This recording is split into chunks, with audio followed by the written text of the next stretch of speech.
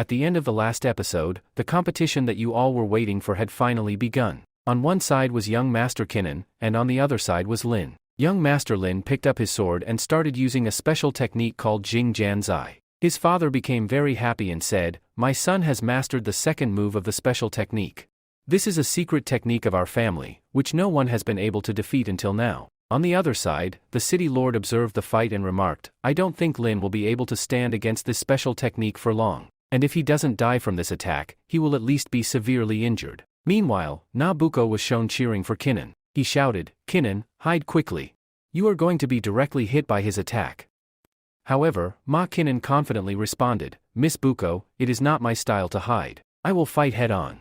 With that, Ma Kinnan charged forward. Master Luda AI had also arrived to watch the fight. He observed and questioned, "Why is Kinnan moving forward to attack directly?" As Kinnan rushed to attack, he activated the Shura bloodline technique. The moment he used Shura's Swarthman's technique, a powerful force erupted, causing stones to fly from the ground. Their swords clashed, resulting in a massive explosion. When the dust settled, young Master Lin was seen falling backward. Upon witnessing this, Arihan Book exclaimed, "I think Kinnan has won this fight."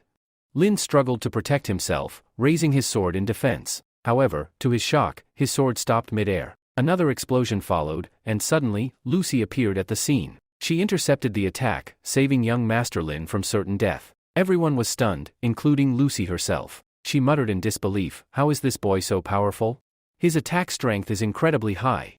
But unfortunately, boy, I cannot let you win here. You are strong, but I need resources, the ones only the Lin family can provide." At that moment, Han Buku ran toward her and shouted, "Lucy, what are you doing? Why are you interfering in the fight? You have no right to stop this match." Lucy took out a pill from her pocket and handed it to young Master Lin, saying, "Eat this pill. It will boost your energy significantly, and kill this boy." After giving him the pill, she stepped back and apologized, "Forgive me. I thought he would die from the attack, but he is special. That's why I intervened. Please, continue the fight." Han warned Mukul, "Don't ever do this again. This is a life and death battle. Only when one dies will we have a clear winner to present to the fire sector." As young Master Lin consumed the pill, a tremendous surge of energy erupted from within him. Kinnan's eyes widened in shock. How is this possible? This is Fang Gue Di Dan, a special pill that grants spiritual power. This pill does not originate from Swar City. No one here can create such a pill, so where did it come from? And Book confronted Lucy. "Lucy, what have you done? Did you give him this pill? How could you? What did you give him that suddenly increased his energy so much?" Lucy feigned ignorance. "How would I know? Maybe he made a breakthrough on his own?" But Book knew the truth. "No, Lucy, you gave it to him." Meanwhile, young Master Lin stood up once again, his body surging with newfound energy. He smirked and declared, "Girl, now watch, I won't let you escape. My energy has returned, and I will cut off your hands and feet. After that, I will make you a cripple." Kinnan, unfazed, responded, "Do you think you can kill me? Your energy may have increased, but you still cannot match my natural power." With that, Kinnan activated the second step of his Guard Sky step, known as Guard Sky Void. He suddenly took flight, hovering above the battlefield. Everyone was left in awe, including young Master Lin. Even Lucy was shocked. How can this boy fly? Where did he learn such a technique in this small city? He truly is special. Han Buku grinned. "I knew he would pull out something extraordinary." Even Snang, watching from afar, was astonished. Is Kinnan really this powerful? I had no idea before now. Master Lin tells him, "What are you doing up in the air? If you have the courage, then come down here and fight with me. You cannot escape from me by flying up here." Kinnan says to him, "Do you think I am running away from you? Fine, then I will show you another technique." With this, he uses another technique named Xian Fa. As soon as Kinnan releases that technique, his father runs after him and shouts, "Son, get out of there. It is a very powerful technique." Meanwhile, Han Book says, "It's too late now. This technique enters the body of any person, and once inside, you can control their mind and torture their soul." Kinnan enters Lin's soul. After entering, he is shocked. Young Master Lin is also surprised. "Where am I?" Suddenly, demons start appearing in front of him, and a massive demon appears. The hand of the Demon King moves toward him, and in an instant, a gigantic hand falls on him. He tries to block it. What is this? Whose hand is this? He grits his teeth. I won't be able to hold it for long.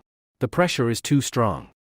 With all his strength, he slams the hand onto the ground, but the impact sends him crashing down as well. There is immense pressure on him. But, this is just an illusion. He opens his eyes. He sees himself kneeling on the ground. What happened?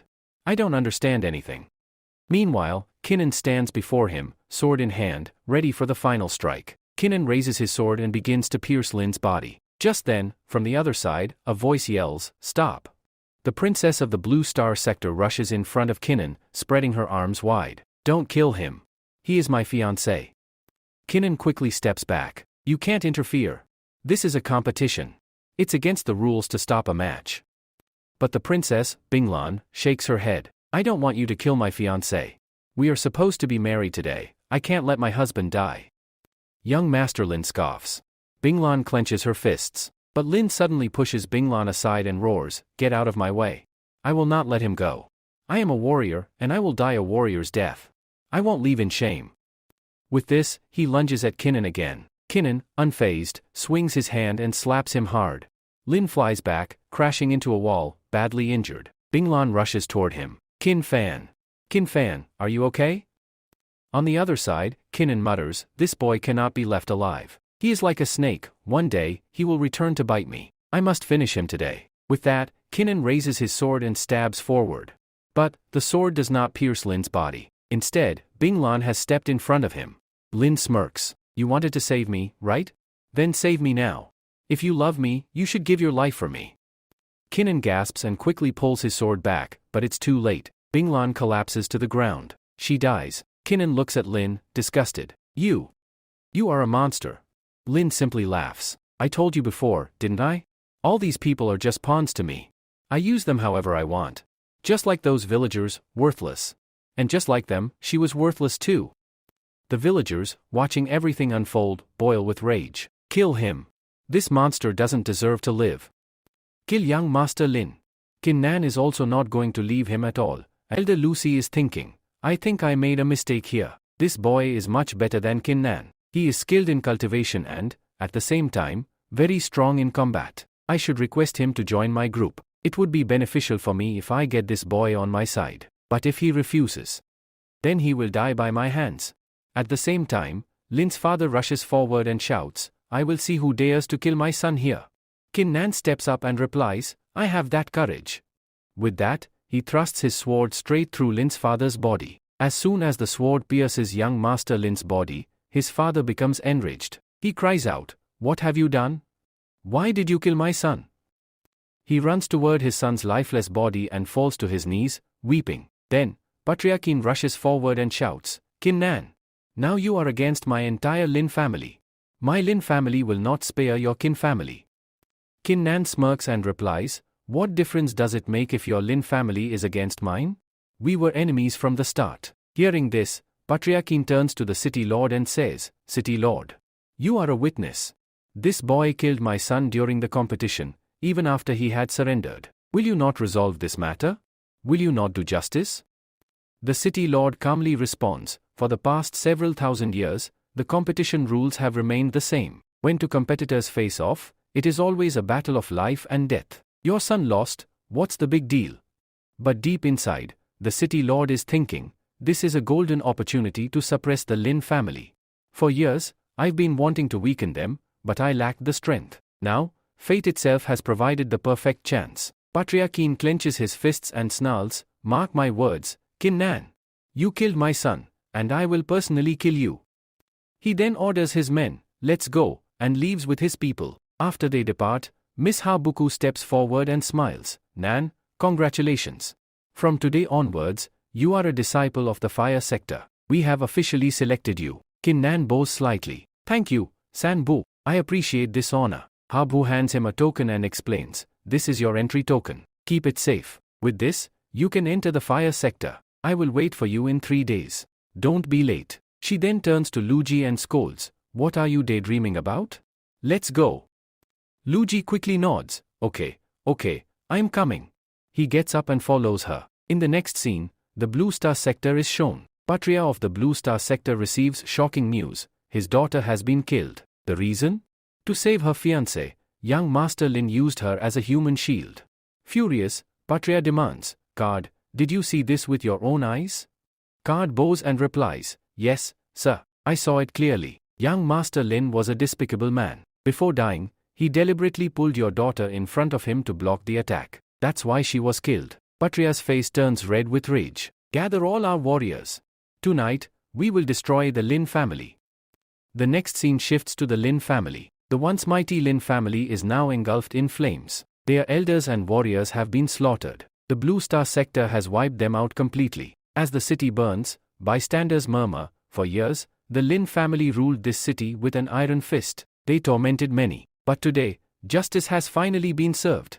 They watch as the Lin family's homes burn, and their warriors perish. In the next scene, the sword sect is shown. Kin Nan is sitting with Miss Man. She smiles and says, Mr. Kin, I think it's time for you to plan your future. You should leave Sword City and go to the fire sector. Only after becoming a true master should you return. Kin nods. Yes, I will go, but I doubt we will ever meet again, Miss Man. What do you think? She chuckles. That's not true at all. If you ever come to the base of Fire Mountain, where we plan to expand our business, we can definitely meet again. Kin Nan looks at her, surprised. You want to expand your business outside the fire sector? Are you planning to expand inside the fire sector as well? Miss Man nods. Yes, although competition will be fierce, I want to establish our Sword Allies business there too. We will sell alchemy materials and expand our influence to the 5 major cities nearby. Kin Nan smirks. Interesting, very interesting. Then Kinnan gets even more surprised and asks, will you be able to handle the business of 5 cities alone? She replies, don't you trust me? Do you think I am such a bad manager? Kinnan quickly responds, no. You are a very good manager. Okay, I will meet you in the fire sector. After 3 days, I am going there and will meet you then. She then tells him, make a pinky promise to me. With this, Kinnan makes a pinky promise to her. The next scene shifts to 3 days later. Both Princess Ning and Kinnan leave for the fire sector. Meanwhile, their father, Master Kin, and City Lord Doni stand there watching them go. City Lord Doni is in tears, as his children are leaving him behind to embark on their training in the fire sector. No one knows how many years they will spend there. By the following year, they finally arrive at Fire Sector Mountain, where they see a long line of many disciples entering. Since this is the entry point for all new trainees, the place is bustling with activity. Amid the crowd, Kinnan comments, there are a lot of people here. Princess Ning replies, there are about 1,000 disciples. There are 99 cities in total, and each city sends a certain number of disciples. The bigger the city, the more disciples are chosen. The smaller the city, the fewer disciples are selected. After hearing this, Kinnan looks shocked. So you re-saying our Sword City is the smallest, and that's why only one person was chosen from there? She nods. Not only is it small, but it's also the weakest among the 99 cities. Kinnan is even more surprised. I've lived in Sword City for so long, but I never knew it was weaker than the surrounding cities. Princess Ning reassures him, you don't need to worry too much. Even if our status isn't high, once we become disciples of the fire sector and return home, our city's reputation will improve a lot. But it will require a lot of hard work. Kinnan agrees. You absolutely right. At the same time, he thinks to himself, I have to become stronger. In the Najin continent, only the law of the jungle prevails, the strong rule over the weak. If I gain enough power, I will rise to the top of the fire sector as well. Princess Ning then tells him, okay, I'm going to meet the headmaster. Since I'm already a resident here, I don't need to go through the entry process. But you do. Just show your badge, complete your registration, and come inside. Don't wander around, I'll find you myself. Kinnan nods. Got it. You don't have to worry, I'll manage on my own. After she leaves, Kinnan heads toward the entry registration area. There, he sees a long line of disciples waiting to register. Looking at the crowd, he sighs, this is going to take forever. Then, his eyes fall on another line nearby with only about 10 to 12 people in it. Confused, he mutters, why is that line so short? Curious, he taps the shoulder of a boy standing in front of him and asks, Boss, tell me, why is that line so short while the rest of us are stuck in this long queue? The boy smirks. Looks like you new here. You have no idea how things work. Among the 99 cities, the top 10 most powerful ones belong to noble families and elite warriors. They have high status and wealth, so they get to form their own separate line. The rest of us, coming from lower-level cities, are considered trash, so we have to wait here. Hearing this, Kinnan clenches his fists in anger. We are all humans, so why are we divided by status? Why should I stand in this long line when I can go over there? The boy tells him, Wacka bro, what are you thinking here? Yes, you have to come to reality. We all are from small cities, which means we are of very low status. Here, only status is seen, even in the fire sector. If you have a higher status, that is, if you are from those 10 big cities where your cult level is very high, then you will be given special treatment. Even if the principal himself is here, he will throw you in this line, while others will have to go from there. This is also true because all those people are from big noble families, meaning they have been brought up with good resources, which makes their cult status better than ours. So our kin pack is of that. After listening to this, he gets even more angry. Then that boy tells him, bro, please accept your fate here. This is your fate. No matter how much we try, we cannot surpass them. Kinnan replies, should I accept my fate here? Is this really my fate? With this, Kinnan leaves that line and walks toward those boys in the other line. The boy smirks and says, brother, I think words alone won't convince you. You won't come back until you go there and get beaten. Fine, go and get beaten then. Kinnan moves to that line. As soon as he steps in, a noble boy sneers at him, hey, low-class bastard. Where do you think you were going? Go back and stand in your line. Kinnan stands firm and says, no matter how high your status is, and no matter how low mine is, today I will stand in this line, because I can stand wherever I want. The noble boy laughs and says, oh, so you finally admitted it. Your status is low, and ours is high. Do you even realize how weak you are? You are at the 7th level of body refining, while we are at the human level, far beyond body refining. That means our strength is on an entirely different level. So, you must have understood by now just how strong we are. Get out of here if you want to save yourself, or else we will break your legs.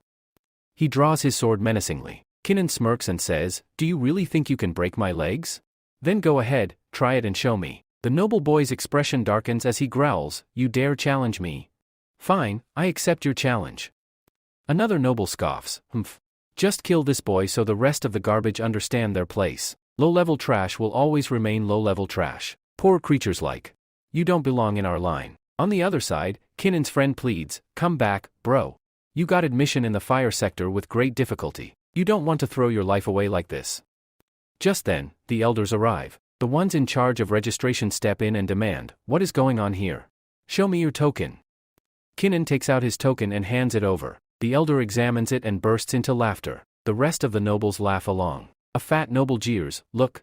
This guy wants to stand in our first-class line, even though he's from the weakest of all 99 cities. Another noble mocks, it's just like the old saying, a frog always dreams of eating swan meat. But no matter how big a frog grows, it can never eat swan meat. The elder smirks, tosses Kinnan's token to the ground, and says, boy, get lost. Go stand where the rest of the low-level garbage are. If you keep insisting, I will cancel your registration and take your token away. You'll be thrown out immediately. Kinnan clenches his fists in rage and says, are you trying to threaten me? At that moment, Han Buku arrives. Seeing her, the elder's face pales, and he mutters nervously, why is she here? If she's involved, I might be in serious trouble. The crowd gasps in shock, whispering among themselves, it's Miss Han Buku. She has come here personally. But for whom? Wait. Is it possible that this boy has some connection with her? A noble stammers, if Miss Han Buku is personally claiming someone, then it must be true. Han Buku steps forward and declares, Kinnan is my disciple. How dare you people mistreat my disciple? The noble disciples freeze in disbelief. Impossible. How does Miss Han Buku know a mere disciple from a small city like Sword City?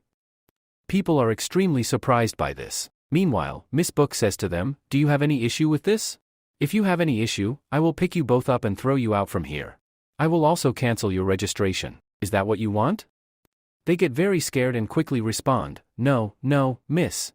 Please forgive us. We do not want this at all, nor will we do such a thing again. Then, Miss Han Buku moves forward and instructs Alter, quickly pick up the token from the groundkeeper and give it to Mr. Kinnan. Alter immediately replies, yes, okay, miss. I will pick it up. With that, he steps forward, picks up the token, and hands it to Kinnan. He then says with a smirk, my pretties, I will register you here myself. I will register you before everyone else. Take this is your token. Why didn't you tell me earlier that you are Miss Han Buku's student? If you had given me this token first and told me the matter, there would have been no need for you to stand in line here. Kinnan sternly tells him, you do not need to talk anymore, and do not ever do such a thing again, thinking of us as low level while treating others as high level. All the other people murmur among themselves, it seems Kinnan is a very high level person. Even though he comes from a low-class city, his status appears to be quite high. That means we cannot mess with him. We should stay away from him. Miss Han Buku then says to Kinnan, come with me. I will take you inside. She leads him in and, after entering, tells him, okay, you take care of the rest of the work from here. I am leaving because I have a lot of other tasks to attend to. Kinnan nods and replies, yes, why not, Miss Saab?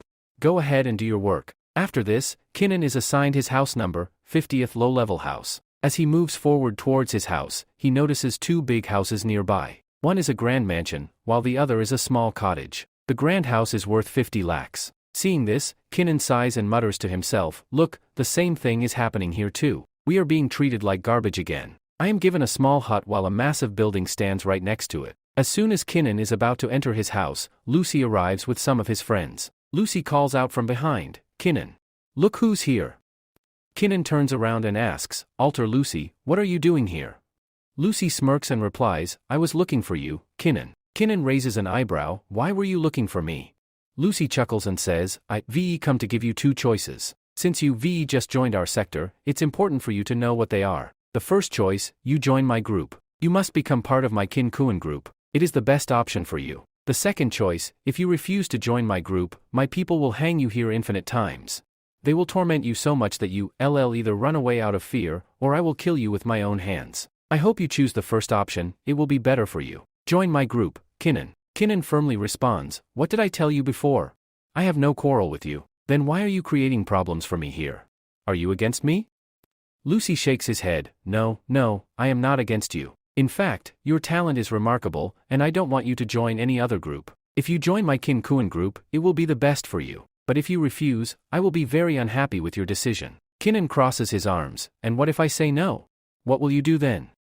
Lucy smirks, then, I'll show you exactly what I can do. I don't think you'll be able to survive here for more than 3 days. After that, either you'll be dead, or you'll be forced to leave the fire sector. Kinnan glares at him, alright then. We'll see whether I die here or leave the sector. Before leaving, Lucy taunts him, Kinnan, I suggest you increase your cultivation a little. Right now, you are only at the 7th level of body defining. Killing you would be as easy as crushing a bird for me. But I won't gain anything from doing that, rather, my reputation will be tarnished. That's why you should make yourself a little stronger. Lucy then signals to his friends, let's go. After they leave, Kinnan stands there, deep in thought. He's absolutely right. I need to improve my strength. Right now, I am in a completely unfamiliar place, a jungle filled with lions waiting to hunt me. If I want to survive, I must become the biggest lion among them. I have to make myself strong here as soon as possible. I have to find a formula that will help me become strong as soon as possible. Kinnan meditates. Along with this, he finds a formula inside the records of Master Kinnan, a formula for making a pill. A formula that allows him to create a pill that enables multiple breakthroughs simultaneously. So, our Kinnan says, but for this breakthrough, for this formula, I will need some crystals. I think I can find everything else here, but finding a water crystal is very difficult. Just then, Master Kinnan appears and tells him, finding a water crystal is difficult for you? Why do you think so? If you want, you can find water crystals in the market. However, refining and condensing water crystals is very difficult. Do you know that every crystal has its own property? If a crystal is in the forest, it will be a wood-type crystal. If it is in water, it will be a water-type crystal. If it is in lava, it will be a fire-type crystal. Water-type crystals can be found in the market, but their quality will be low, or they will be very rare. Our Kinnan asks, should I go near a water source and search for them there? Can I find water crystals near water? Master Kinnan replies, no. How will you find them so easily? You are not the only one searching for water crystals. Many people constantly search for them and sell them in the market, where you can buy them easily. So, does that mean I don't need to go to a river or stream to find these crystals? Instead, I should visit a big shop and inquire about them? Then, Kinnan says, but I don't have that much money. I only have 800,000 crystals right now. Can I get a water crystal in exchange for 800,000 crystals? I don't know, maybe. Now scene shift to the shop. Kinnan enters a large shop in the fire sector. He approaches a girl and asks about water crystals. The girl checks the prices and tells him, yes, you can get a water crystal. One water crystal is worth 1 million. Hearing this, Kinnan is shocked. I thought I was rich. In our Sword Alliance, if someone has a few 100,000, they are considered wealthy. But here, a single water crystal costs 1 million. I'm still 200,000 short. Where will I get the extra 200,000? The shopkeeper looks at him and understands his predicament. She smirks and says, you don't seem like a rich boy at all. Do you want to earn some money? Kinnan immediately responds, yes. Is there any way to earn money here? The girl replies, I can tell you new here. Many people struggle with finances, so they take up jobs. If you need money, you can work here. I can offer you a part-time job. You can help clean herbs for me, and in return, I'll pay you 20,000. Kinnan, surprised, asks, are you really going to pay me 20,000 coins just for working today? Even if I work for half a day? The girl nods. Yes, although most of the day has passed, I'll still help you. Even if you work for half a day, I'll give you 20,000 coins. Kinnan, overjoyed, exclaims, thank you so much. This means I'll be even closer to reaching 1 million. The shopkeeper leads him to the backyard. As he steps in, he sees multiple tables where many new saplings, novices, are sitting and cleaning herbs. The girl points to a spot. This is where you will clean herbs. Go sit at your seat. Kinnan looks around in disbelief. There are more than 100 people here. Are all of them cleaning herbs? The girl nods. Yes, all of them are. She then urges him, come on, sit down and start cleaning the crystals. If you relate, you won't get paid. Kinnan quickly sits down and sees many herbs and crystals in front of him, which he needs to clean. He picks up a crystal and washes it in water, but it doesn't get cleaned. Huh? It's not getting cleaned at all. The boy sitting next to him chuckles. Looks like you new here. Alright, I'll help you. He explains, if you want to clean these herbs and crystals properly, you need to release your ki power into your hands. Without infusing ki into your hands, you won't be able to clean them. Kinnan tries it. Like this? As he releases his ki power, he successfully cleans the crystal. I did it. I cleaned it. Kinnan looks at the boy gratefully. Thank you so much. I had no idea cleaning crystals was this hard. The boy sighs. I have no choice but to do this. I'm a low-class diploma holder. Since I don't have high status, I have to do this work just to earn resources. Kinnan asks, wait, do all low-class diploma holders have to do this kind of work for opportunities? Can't we work like rich diplomats? The boy shakes his head. No, we can't. Do you think we can move forward? We can't move forward at all. The higher-ups label us as traitors, which is why resources never reach us. All the resources provided by the academy will be taken away by the rich kids. It is your fate, and you have to accept it. So, Kinnan says, is this my fate? I do not have any faith in it at all. He looks to the side where some other kids are sitting and performing alchemy. Then Kinnan asks, what is this? These are alchemists. Are people making pills here? He then asks a boy, tell me, what are those people doing there? Are they also disciples here? The boy replies, yes, they are also disciples. All of them are first class, that is, rich people, wealthy but not extremely high class. They don't have much money, so they earn by performing alchemy. Alchemists make far more money than those who clean vegetables. Kinnan realizes, so, if we also become alchemists here, we won't have to struggle to earn money. If I were here earlier, I would have made a fortune. Those alchemists earn a full 1 lakh a day. After hearing this, Kinnan says, so, they earn 1 lakh a day? That means in 2 days, I'll have 2 lakhs, and soon, I'll reach 1 million. Determined, Kinnan stands up and declares, I don't want to do this work anymore. I have to go and make pills. The boy warns him, where are you going? Do you think everyone can just perform alchemy? Go back to cleaning vegetables. As Kinnan moves toward the alchemists, a noble boy standing there stops him and sneers, what are you doing here? Go back to the low-class district and clean vegetables. Kinnan responds firmly, I have come to perform alchemy. He sits down among the alchemists. Immediately, the noble boy laughs and says, many low-class boys try to copy us. They see us earning more and think they can do the same. But after they fail, we humiliate them and send them away. So, leave now. Kinnan refuses, no, I will not leave. Another boy warns, if you don't know alchemy, don't embarrass yourself. You might even lose your job here. Kinnan, unfazed, thinks to himself, they think I can't perform alchemy? I'll show them. He looks at the herbs and smirks, I know exactly which pill they're trying to make. Fine, I'll make the same pill, but even better. With that, he pulls out his cauldron. As he activates it, a noble boy exclaims in shock, what? He has a cauldron, and he even activated the alchemy fire. Another noble boy scoffs, so what? Many people can activate the fire. The real challenge is making the pill. Kinnan asks, tell me, how long does it take you all to make the Trung Shu pill? A noble boy replies, it takes us a full hour to make the Tong Chong pill. That's already fast. Can you do it? Kinnan smirks, okay, then let's bet. If I make the Tong Shun pill in half an hour, and at high quality, will you accept me as an alchemist here? The nobles are stunned. Do you think you a master? One of them sneers. Then he smirks, fine, make the pill. But if you fail, we will throw you out. Kinnan starts making bat pills there. Along with this, he puts all the materials inside the cauldron and begins refining them. After refining all of them, his pill gets ready. Within half an hour, he completes his pill and says, look, I have made my pill, Would you like to check it? Because I have made this pill in just half an hour. The boy quickly moves forward, puts it on his plate, checks it, and exclaims, how is it possible that you made Tong Shun pill in just half an hour? And its quality is also better than ours. You cannot do this at all. You are a great, well-committed person. The second noble boy scoffs and says, this is just a low-class boy. A low-class boy cannot make such high-quality pills. Meanwhile, the shopkeeper girl is standing at the door, watching everything. Then, she steps inside and says, I think you do not need to wash more herbs here. You are a star alchemist. She continues, all right, you sit here and perform alchemy. If you do alchemy, I will pay you double. Since you can make 2 pills in an hour, I will give you 200 gold coins, which is almost 2 lakhs. At the same time, she thinks to herself, although this boy is from a low class, his talent is exceptional. I should keep an eye on him so that I can use him more in the future. Keenan thanks her, saying, thank you very much.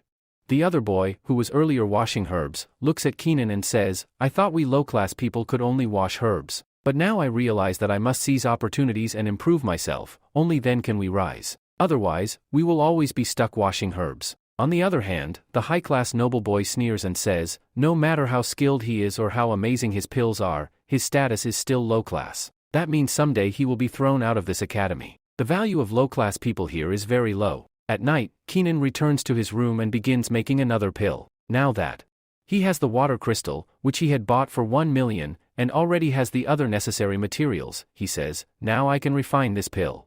He starts refining the materials, adds the water crystal, and completes his pill. Keenan proudly says, look, my pill is ready.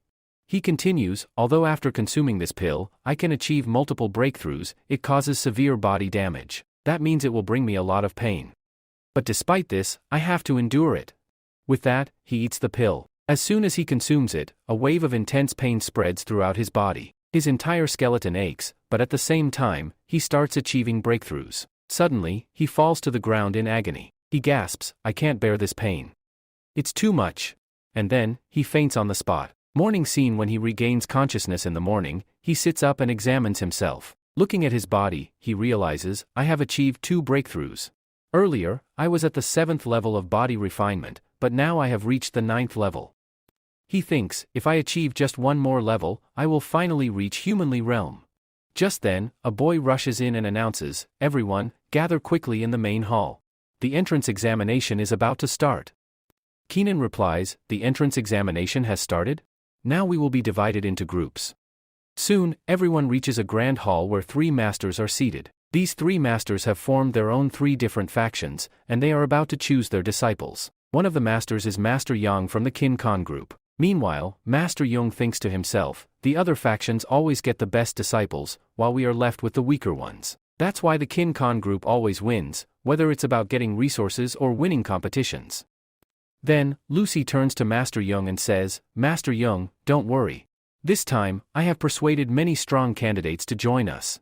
I have selected the best disciples for our faction, and we will surely get the best resources this time. Internally, he smirks, if the best disciples join our Kin Khan group, our master will benefit greatly. And if the master gets resources, that means I will get my share as well. Meanwhile, another faction exists, known as Pol and Fong, led by Master Bai. So, Master Bai says, you should be ashamed. What kind of dirty tricks do you people use?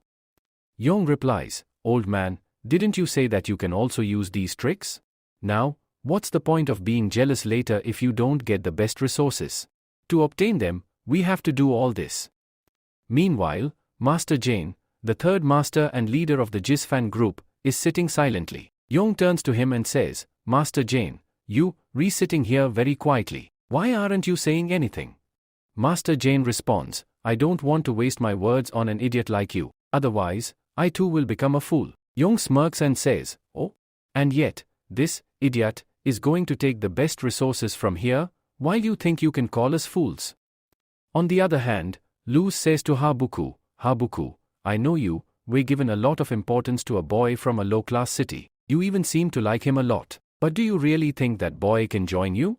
I don't think so at all. His cultivation level is too low, he's completely useless. How can your judgment be so weak that you'd consider letting a low-class boy join your group? Master Yan, overhearing this, asks Buku, Buku, is this true?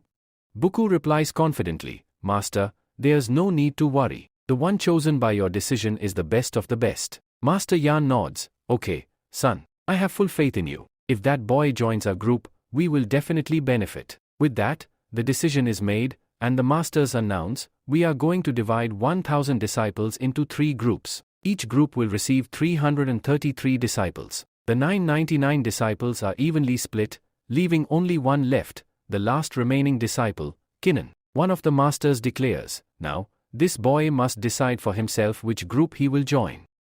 The other disciples murmur, this boy is in a terrible situation. If he joins any group, he might offend the others. But if he refuses to join, Lucy will kill him. Lucy steps forward and warns Kinnan, if you don't join my group, remember, I will kill you. Meanwhile, Kinnan is deep in thought, this is getting really interesting. Habuku thinks, if he joins any group now, I won't blame him. This is a life or death situation. If he refuses to join Lucy, he'll be killed. I don't want that to happen. At the same time, Master Bai scoffs, this boy is weak and comes from the lowest city. We shouldn't choose him, he's of no benefit to us at all. Please, boy, don't pick a group. After a moment of hesitation, Kinnan finally makes his decision. Alright. I'll join the Jisha fan group. The noble disciples laugh, ha. He came from the weakest city and joined the weakest faction. Trash belongs with trash. Lucy, enraged, shouts, no. How dare you disobey me? Now, you will die at my hands. From the other side, Luz says, that boy disrespected me, so he has no right to live anymore. With that, he moves forward and tells his high-class boys, you guys have to do my work here. They respond, yes, why not? We will definitely do your work. Luz continues, I want that boy to suffer in such unbearable pain that he has never felt before. You have 2 options, either get him out of the fire sector or kill him. Can you do this? He then adds, I would prefer the second option, kill him. The 2 high-class boys reply, okay, boss, it will be exactly as you said. At the same time, they think to themselves, if we get the help of Luz, who is the deacon here, then our future in the fire sector will be bright. We have to do this dirty work for it. Meanwhile, under the sun, Jishifan is shown addressing a group, explaining the rules of Habuku. She says, today is your first day in the fire sector, and since you have joined our group, I will explain our rules. She hands them a rule book and continues, the biggest rule here is that all of you, being criminals, cannot fight privately. However, we do not stop you from fighting altogether. If you wish to fight, you must first sign a note cap, meaning you must formally declare your intent to fight and have your master as a witness. She further explains, whether you fight within your group or against another group, you must inform the altar of that group or your master. Only then can you engage in combat. We strive to provide you with resources. However, to obtain them, you must fight among yourselves. During the fights, you can place bets, and the winner will receive more resources. Within your group, you can also challenge each other and take resources. This is the only way to gain resources, as we do not have enough to distribute to everyone. If you wish, you may challenge members of other groups as well. Winning against them will earn you more money, as they are mostly from high-class and noble families. When you defeat members of other factions and take their resources, our group benefits, and in return, we can provide you with rewards such as pills. After hearing this, some members think, so, this means that only the strong can survive here. The weak will remain weak, while the strong will continue to grow stronger. Kinnan, one of the boys, responds, so what you saying is that if I want more resources, I have to train harder? The more I train, the stronger I'll become, allowing me to challenge others and take resources from them? Miss Buku then explains, yes, you can challenge each other using the betting system. Just then, a rich boy who is also an alchemist steps forward and declares, I want to challenge Kinnan. I will bet 100,000 gold coins. If Kinnan accepts my challenge, all of it will be his upon winning. While making this declaration, he thinks to himself, Luz gave me an order. He said that if I create trouble for Kinnan, he will help me in return. He will provide me with resources and support whenever I need it. Besides, I don't like this boy at all, so let's cause him some trouble. Miss Buku asks, are you sure you want to take on this challenge? She then turns to Kinnan. Kinnan, if you wish to refuse, you may do so. She thinks internally, no matter how talented Kinnan is, he is currently at the 7th level of body refining, while this noble boy, who FEI, has already reached the 10th level. There is a huge gap in their cultivation levels. I don't think Kinnan can defeat him. Kinnan responds, we came here to become strong. If I refuse challenges, I would just be seen as a coward who doesn't want to improve. Fine, I accept. However, he then hesitates and adds, but I only have 80,000 gold coins. Would you be willing to bet 100,000 against my 80,000? Hu Fei smirks and replies, no problem, 80,000 will do. Kinnan nods, alright, let's head to the arena and fight. As he prepares, he thinks to himself, I believe he has a personal grudge against me. That's why he accepted even for 80,000. Someone must have misled him into fighting me. Okay, come with me. I will take you to the arena. You guys can go there and fight. All the other disciples should also come with us. You can analyze this fight here. You will understand how the fights happen here. With this, both of them go to the arena. After standing in the arena, Hu Fei tells him, please, boy, forgive me. I do not have any personal grudge against you. Rather, Large here had given me orders to trouble you, to harass you again and again so that you leave this sector. But you also know very well that I am going to defeat you here because my cultivation is stronger than yours. Then, what have you come here to do? Why did you agree to fight me? Kinnan says to him, do you really want to fight here? But you said you are going to defeat me. Do you really think you can? I think you are going to regret it later. Hu Fei replies, boy, stop talking nonsense. Let's start the fight quickly. He takes out his sword. Kinnan smirks and says, why not? You attack first. All the other people there are thinking, is Kinnan as strong as his tongue is fast? It doesn't seem so, because his cultivation weapon level is lower than Hu Fei's. Hu Fei takes his sword and moves forward to attack him. He moves forward with great speed and shouts, boy, I will kill you. Kinnan dodges his attack and thinks, look at his strength.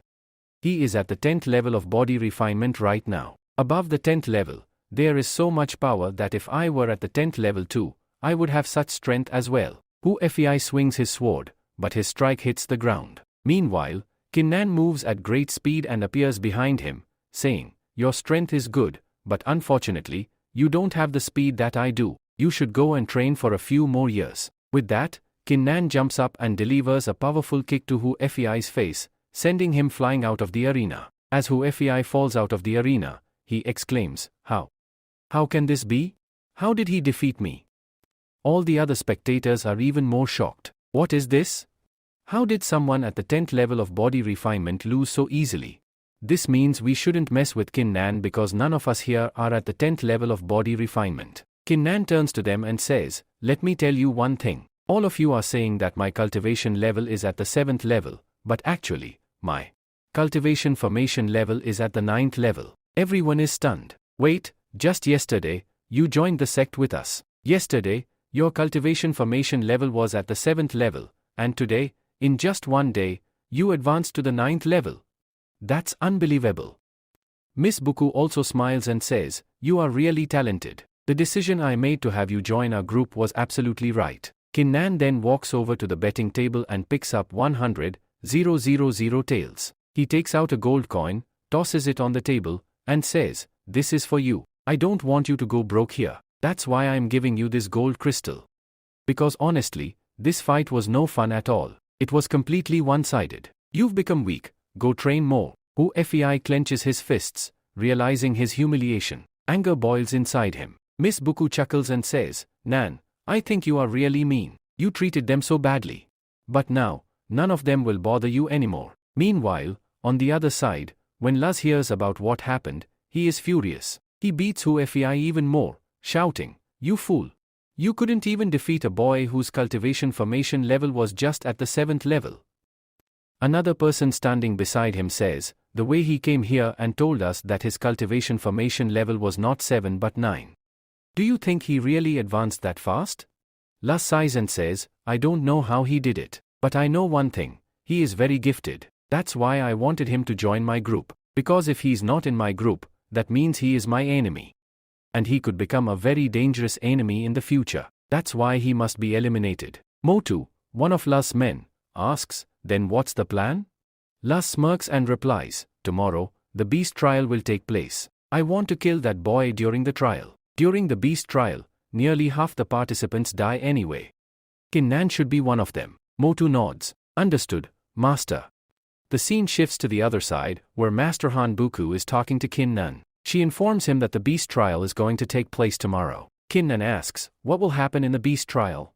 He starts thinking to himself, I believe Halus will try to kill me during the trial itself. Miss Buku then explains everything to him. We will form groups of 3. After that, you will be sent into a place called Ram, which can also be considered a jungle, a beast forest. There, you will encounter many monsters, and you must fight them. The more monsters your team kills, the more points you will earn. The monsters will range from lower levels up to level 10. Your points will be recorded, and based on them, rankings will be determined. The higher your ranking, the better the resources you will receive. Upon hearing this, Kin Nun reacts, Master, this is bad. If teams are going to be formed in groups of 3, that means I, being the last keeper, will be left alone. Will I have to go in there alone to hunt? Mian reassures him, saying to Buku, you don't need to worry. After defeating Ku-Fi today, you've already proven to everyone that you're very strong. I don't think anyone from your faction will challenge you. However, beware, the other 2 factions, especially Lu's team, might try to kill you. Kin Nun nods and responds, it's good that no one from my faction will be against me. I can hunt alone as long as I go prepared. He then asks Master Hanbuku, Master, what exactly is the beast trial? Master Hanbuku explains, every year, new disciples must go through a trial to assess their abilities. We don't conduct written exams here. Instead, we send you into a trial where you must fight. Even criminals are sent there. Through this trial, we evaluate the strengths and weaknesses of all participants. The strongest ones will receive more resources and be nurtured further, while the weak ones will be eliminated or left behind. Kin Nun realizes something and asks, does this mean I can even kill people there? Miss Mian immediately corrects him, no. You are misunderstanding. We cannot allow senseless killing. If we start killing our own disciples, who will be left in our sector? However, if the situation demands it, you may defend yourself. It has been a tradition for centuries, if someone dies during the trial, it is considered part of the process. But we do not want anyone to become evil just to survive. Our fight sector requires strong and honorable warriors, not ruthless killers. She continues, for your safety, we will provide you with a transfer badge. If you ever feel threatened, activate it, and you will be immediately transported out of the trial under the protection of the elders. Miss Buku reassures him further, besides the transfer badge, I have also arranged for someone to assist you. You will be able to kill as many beasts as you want without trouble. Kin Nun, now slightly relieved, says, so, someone is going to help me. But, miss, why are you helping me so much? Why do you care about me? Miss Buku smiles and answers, when I first saw you in SWA City, I immediately knew that you had great potential. I believe you can change the fate of our fight sector, shake its foundations, and even alter its rules. I have high hopes for you. Kin Nun, still doubtful, replies, you really think I can do that? I don't believe it myself, but hearing this from you, I feel embarrassed. At that moment, Hanbuku, do you really think you're that special?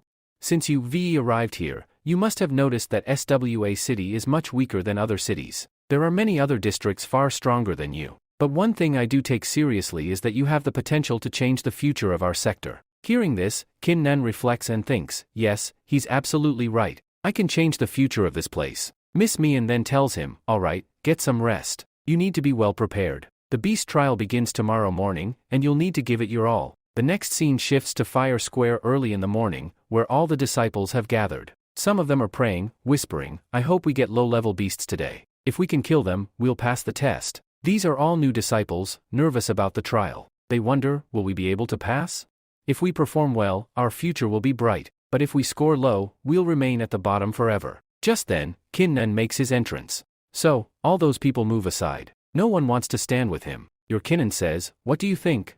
All these people are very scared of me. That is why they are running away from me. Somewhere else, Motley of that noble family is shown talking to another boy. He tells him, brother, I think Kekkonen does not even know that he is not moving towards this trial test but towards his death because he is going to die during this trial. Now, the other boy replies, brother, Lucy has already told me something. He said that the transfer badge that is going to be given to this boy, i.e. Kinnan, is defective. He will not be able to come out from there using it because it has been tampered with. Along with this, Master Lu's also instructed them, if we get a chance there, we will kill him. After returning, we will tell Miss Hanbuku that his transfer badge was broken, and after that, Bess killed him. While Kinnan listens to their conversation, he smirks and thinks, do these people really believe I can't hear them?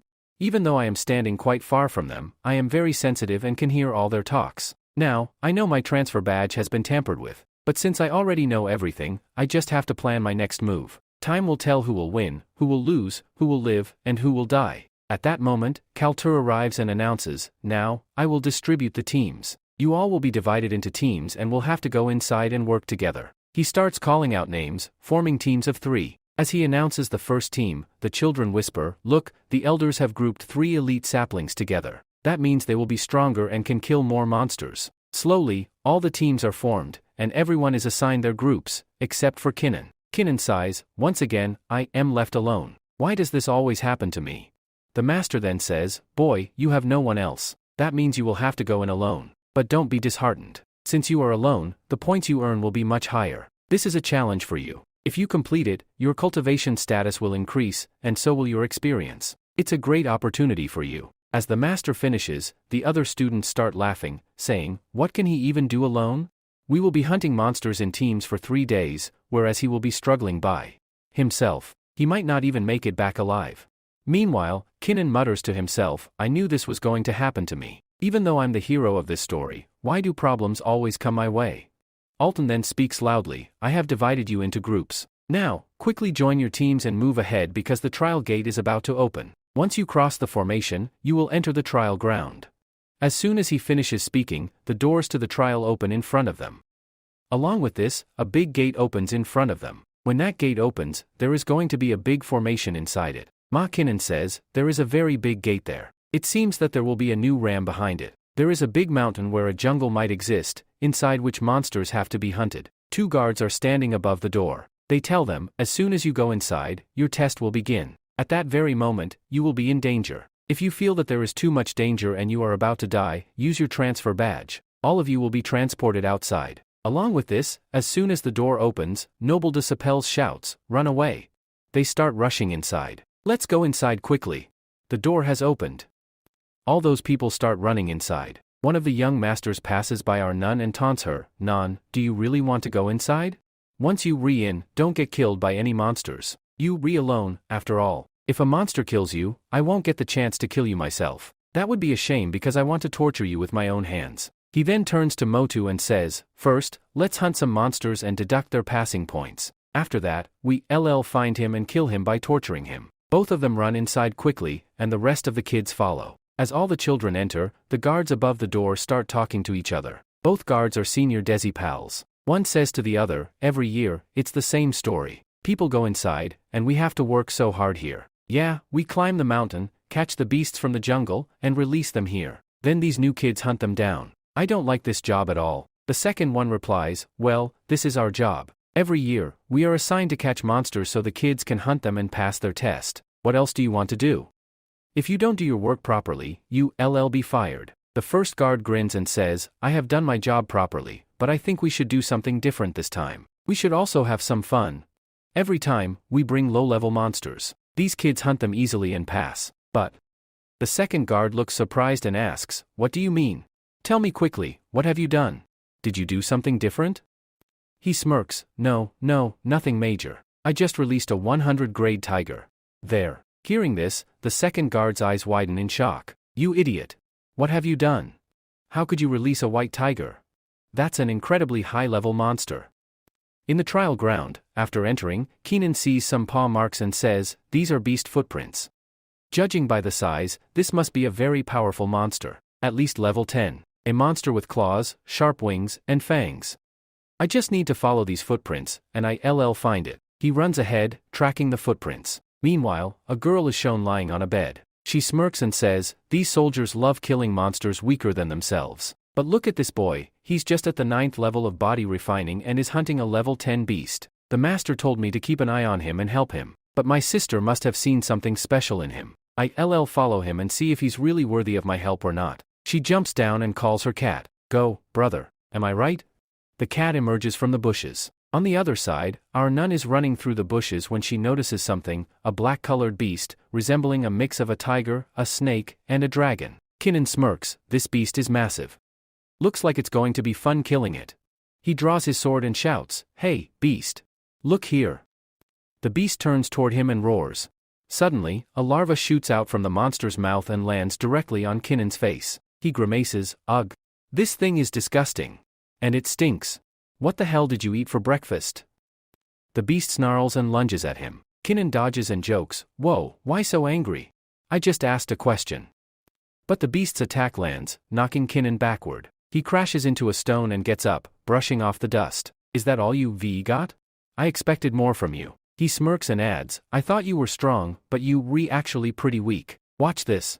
With that, Kinnan unleashes his power.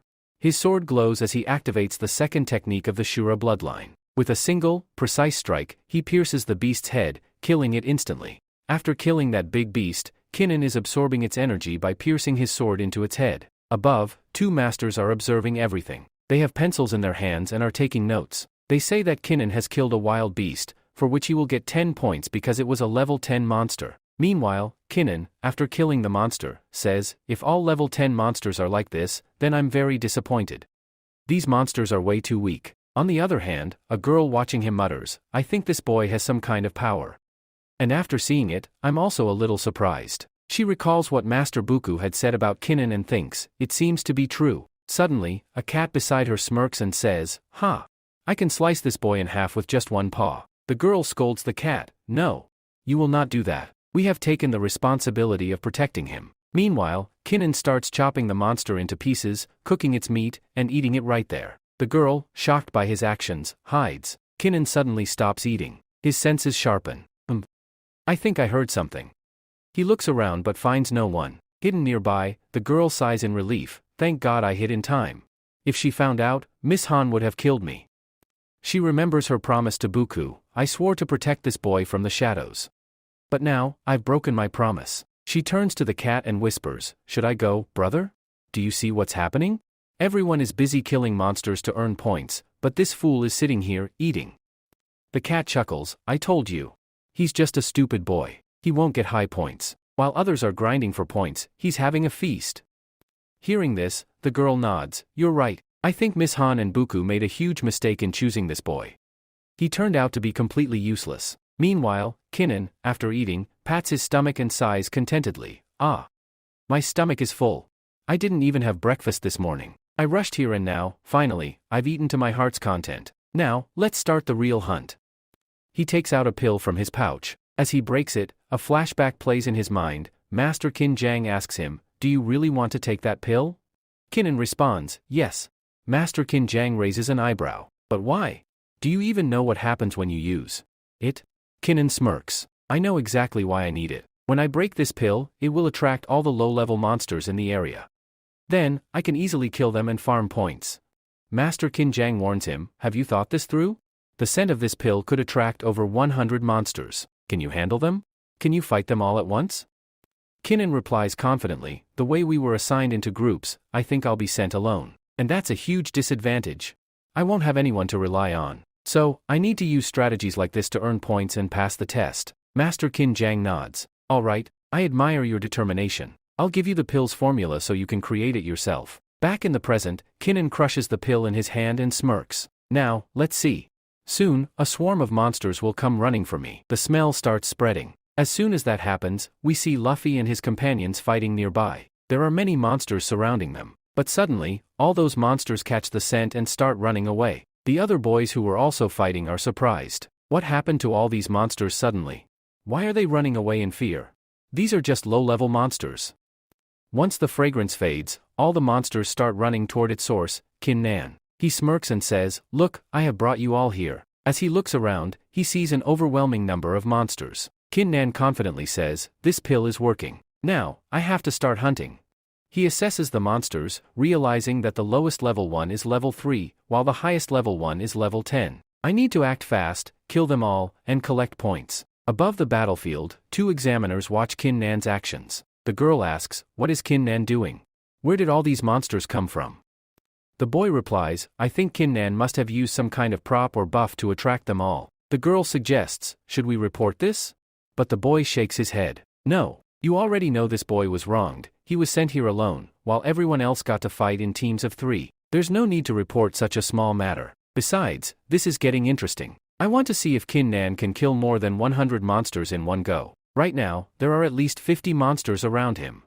They decide to simply record his performance. Kinnan draws his sword. "I'm going to kill all of you today. Maybe I'll even reach the top rankings. Plus, I can absorb all your energy."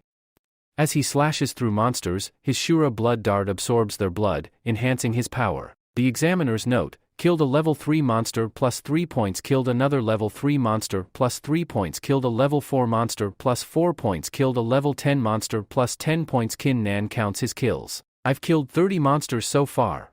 He is thrilled. I feel like I'm on the verge of a breakthrough. My sword is absorbing so much energy. The Shura blood dart continues drawing power from the fallen monsters. The examiner above remarks, he has now hunted over 40 monsters. His points have skyrocketed, he's entered the top 10 rankings. But then the girl gasps. Wait! Look over there, a Tiali tiger. That's a Jangrade monster. The boy is shocked. Why is a Tiali tiger here? The girl frowns. It looks like the organizers got bored and threw in a high-level monster just for fun. That's insane. Do they want to get Kin Nan killed? The boy shrugs. We don't need to worry. Whatever happens, the organizers will face the consequences. We're just here to record the points. Whether the tiger kills Kin Nan, or even us, doesn't matter. We just do our job. Meanwhile, 3 elite fighters, Sager and his 2 companions, are battling the white Tiali tiger. One of them says, this tiger is still young, but even so, it's at the 3rd level of humanly realm. It won't be easy to defeat. The second boy grins. If we kill it, we'll be the real winners. No matter how many monsters someone else has slain, taking down a humanly realm's 3rd level monster will put us at the top.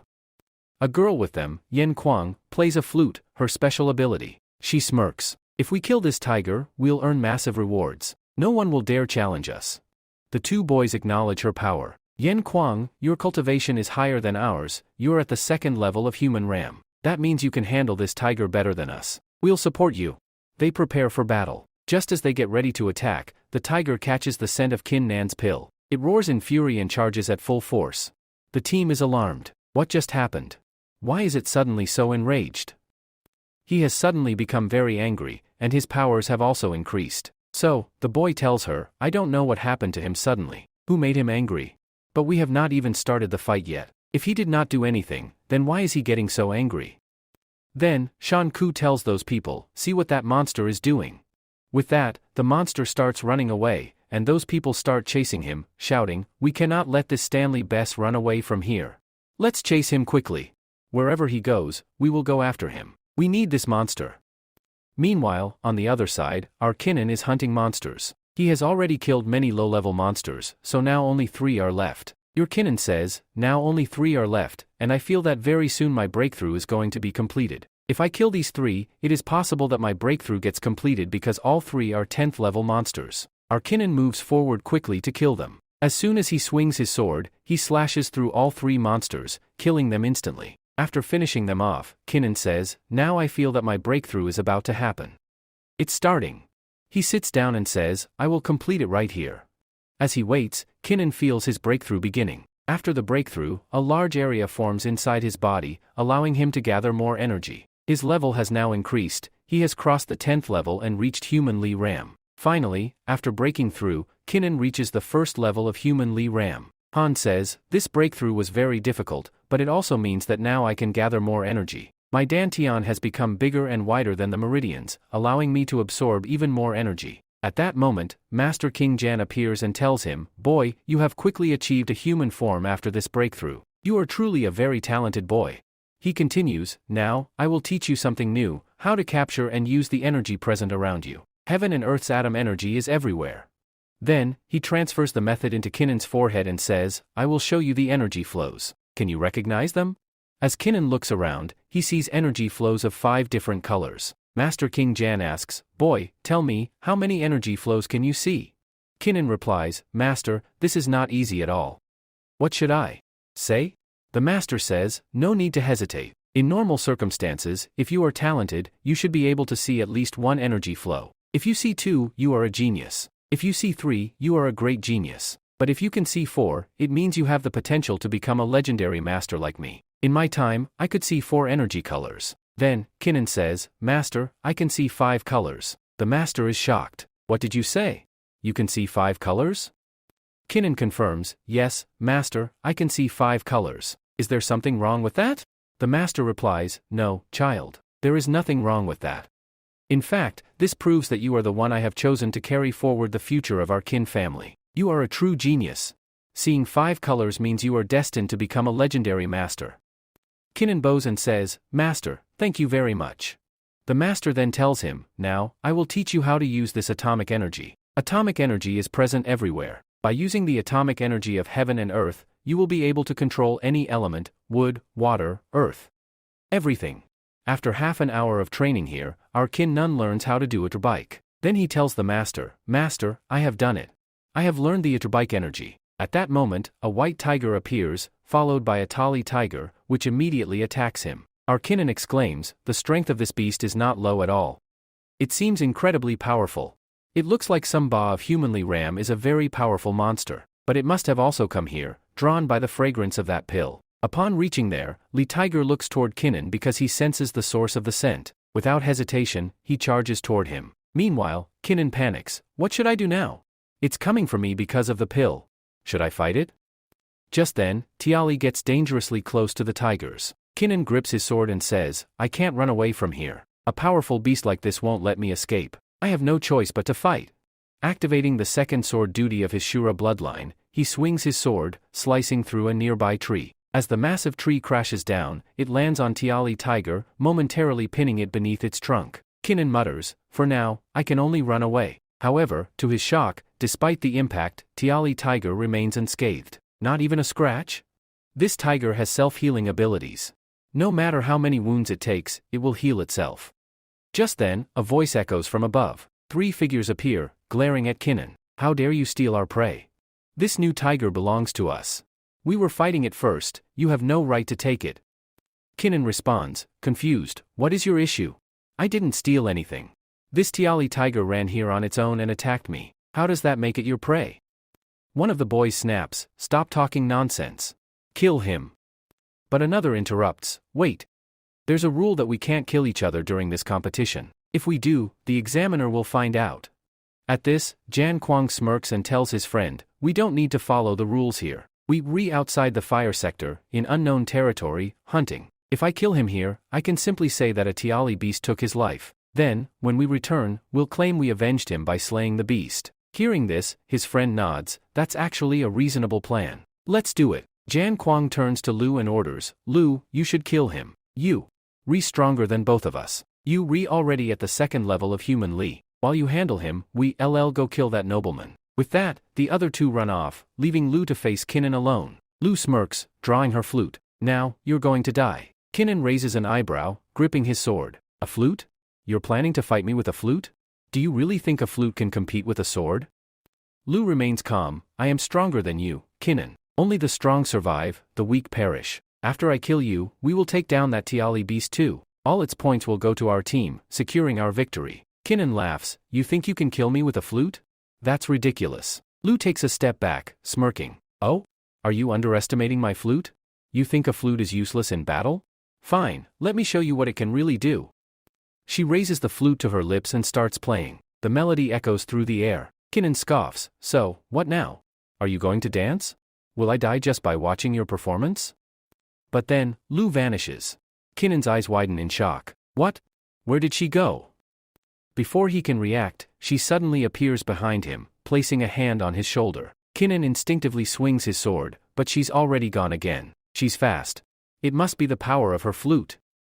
She reappears once more, this time behind him, drawing a dagger and stabbing it deep into his waist. Kinnan winces in pain, realization dawning upon him. Now I understand. Your real weapon isn't the flute, it's the dagger.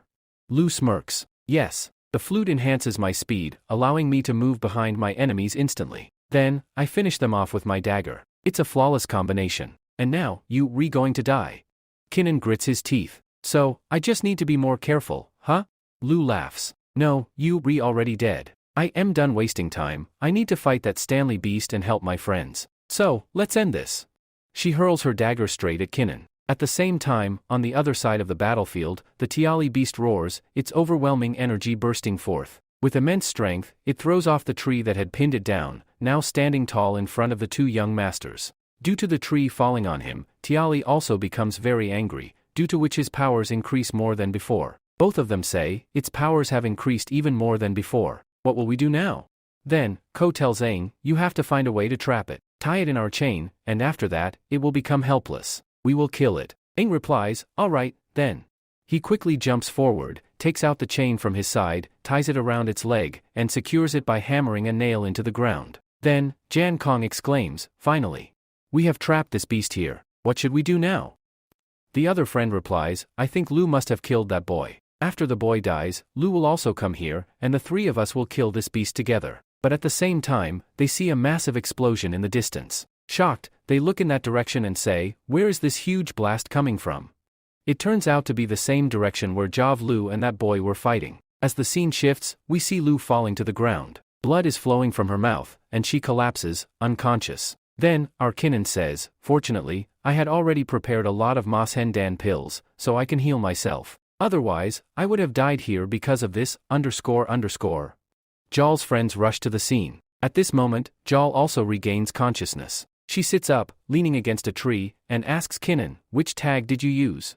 Kinnan smirks and replies, I just learned a new attack pattern, which I used on you. Both of Jal's friends reach her and anxiously ask, what happened?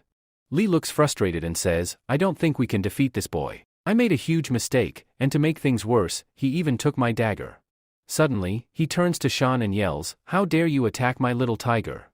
Sister Jal was seriously injured here, and on top of that, her dagger was also snatched. Filled with rage, Lee takes his bala and steps forward to attack, shouting, today, I will teach you a lesson. Kinnan smirks again and replies, oh? Why not? Come on, let's see if you can stand against my skill.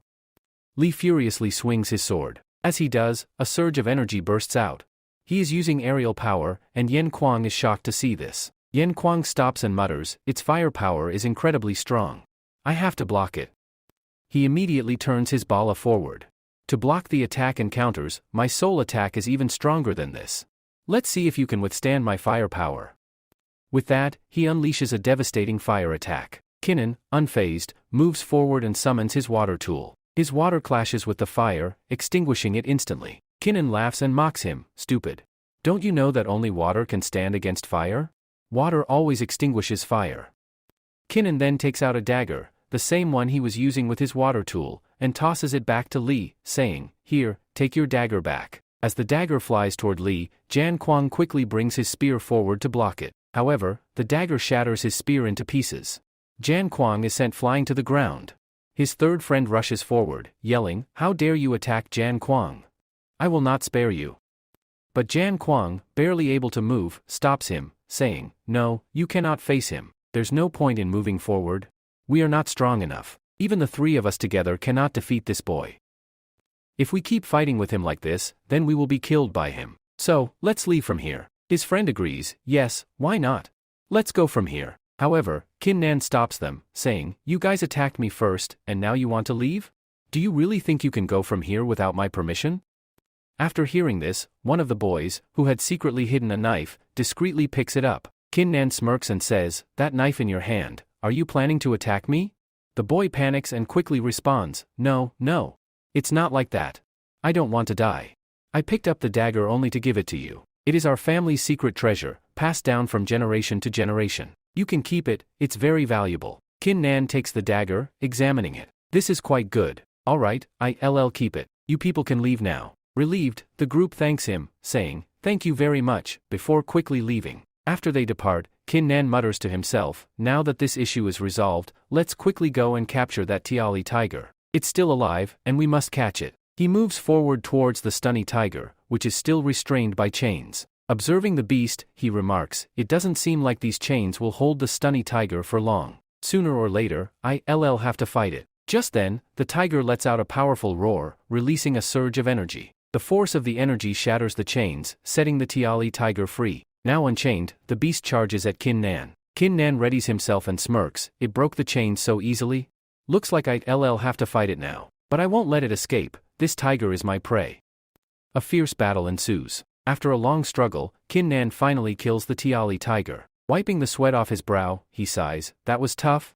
Killing the stunny tiger wasn't easy, but I did it. That beast was as strong as a Moomin Leadum expert. As he examines the tiger's body, he suddenly spots something glowing inside. A Dan, he exclaims, extracting the crystal from within the beast. Holding it up, he says, I am lucky. Many people kill countless hose beasts and still don't find a Dan. But I only killed one, and I got this rare crystal. Meanwhile, 3 noble boys are secretly watching from a distance. One of them smirks and whispers, "Now is the perfect time to teach Kin Nan a lesson. He's badly injured. If we attack now, we can take the tiger and his life as well." Another one, young Master Hu Fei, is urged, "Go on, show us what you can do." Hu Fei grins, "Why not?" He takes out a blow dart, loads it into a pipe, and fires it straight at Kin Nan. Kin Nan, unaware of the incoming attack, suddenly feels a sharp sting in his arm. He glances at his hand, but before he can react, his vision blurs. His strength fades, and he collapses to the ground, unconscious. Meanwhile, the examiners observe from a distance. A female examiner, worried, says, "That dart was poisoned. We should go help him." However, the male examiner shakes his head. "No, we can't intervene. We are here only to observe and record their points. We're not allowed to help anyone. But if we don't help, he'll die," the girl insists. The male examiner remains firm. "I told you, it's not our job. We cannot interfere. We only report what happens." The girl clenches her fists, frustrated. "What should I do? If I help him, I'll lose my job." A while later, Kin Nan is shown regaining consciousness. His body feels numb as he groans, "My entire side, it's in pain." At that moment, a cat appears, and with it, the female examiner. "You've regained consciousness," she says. Kin Nan sits up, looking at her. "Thank you. Thank you so much for helping me." The girl tells him, "I have not helped you here yet. Do not move much, otherwise, the poison will spread even more inside your body. Sit comfortably here. Until the poison is detoxified inside your body, do not get up and move around." Kinnan asks the girl, "Do you know which poison was given to me?